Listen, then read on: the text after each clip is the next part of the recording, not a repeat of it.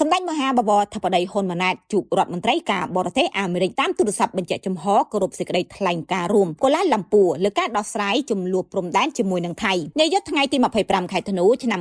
2025សម្ដេចមហាបវរធិបតីហ៊ុនម៉ាណែតនាយករដ្ឋមន្ត្រីកម្ពុជាបានជួបតាមទូរស័ព្ទជាមួយនឹងលោក Marco Rubio រដ្ឋមន្ត្រីការបរទេសសហរដ្ឋអាមេរិកដើម្បីពិភាក្សាអំពីការវិវត្តសភាពការតាមបណ្ដោយព្រំដែនកម្ពុជានិងថៃនៅក្នុងគោលបំណងជំរុញឲ្យមានបទឈប់បាញ់ឲ្យបានឆាប់រហ័សនិងការអនុវត្តកិច្ចព្រមព្រៀងសន្តិភាពដើម្បីស្វែងរកសន្តិភាពយូរអង្វែងសម្រាប់កម្ពុជានិងថៃសម្ដេចនាយករដ្ឋមន្ត្រីបានគូបញ្ជាក់ថាក្នុងជំនុំនេះលោករដ្ឋមន្ត្រី Rubio បានគូបញ្ជាក់ចំហយ៉ាងច្បាស់លាស់ថាសហរដ្ឋអាមេរិកចង់ឃើញសន្តិភាព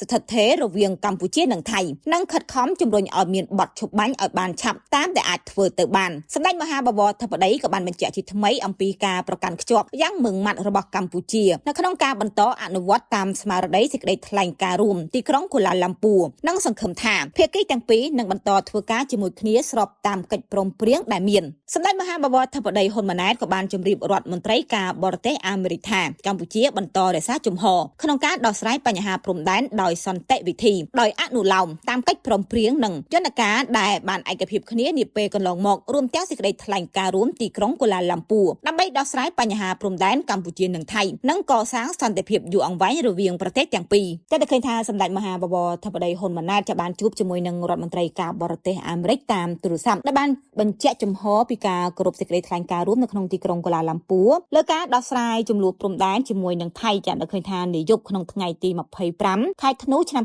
2025នេះចាសម្ដេចមហាបវរធិបតីហ៊ុនម៉ាណែតដែលជានាយករដ្ឋមន្ត្រីរបស់កម្ពុជាจะបានជួបតាមទូរស័ព្ទជាមួយនឹងលោក Marco Rubio ដែលជារដ្ឋមន្ត្រីការបរទេសរបស់សហរដ្ឋអាមេរិកចាដើម្បីពិភាក្សាអំពីការវិវត្តសភាពការនៅតាមបណ្ដោយព្រំដែនកម្ពុជានិងថៃនៅក្នុងគោលបំណងជំរុញឲ្យមានបទឈប់បាញ់ឲ្យបានឆាប់រហ័សនិងការអនុវត្តកិច្ចព្រមព្រៀងសន្តិភាពដើម្បីស្វែងរកសន្តិភាពយូរអង្វែងសម្រាប់កម្ពុជានិងថៃដោយសម្ដេចមហាបវរធិបតីក៏បានបញ្ជាក់ជាថ្មីអំពីការប្រកាន់ខ្ជាប់យ៉ាងម៉ឺងម៉ាត់របស់កម្ពុជាទាំងមូលនិងសង្ឃឹមថាភាគីទាំងពីរនឹងបន្តធ្វើការជាមួយគ្នាស្របតាមកិច្ចព្រមព្រៀងដែលមានសម្ដេចមហាបវរធិបតីហ៊ុនម៉ាណែតក៏បានជម្រាបរដ្ឋមន្ត្រីការបរទេសអាមេរិកផងដែរថាកម្ពុជាគឺបន្តរក្សាជំហរនៅក្នុងការដោះស្រាយបញ្ហាព្រំដែនដោយសន្តិវិធីជាដោយអនុលោមទៅតាមកិច្ចព្រមព្រៀងនិងយន្តការដែលបានឯកភាពគ្នានាពេលកន្លងមករួមទាំងសេចក្តីថ្លែងការណ៍រួមទីក្រុងកូឡាឡាំពូដើម្បីដោះស្រាយបញ្ហាព្រំដែនកម្ពុជាជាមួយនឹងថៃនិងកសាងសន្តិភាពឲ្យយូរអង្វែងរវាងប្រទេសទាំងពីរ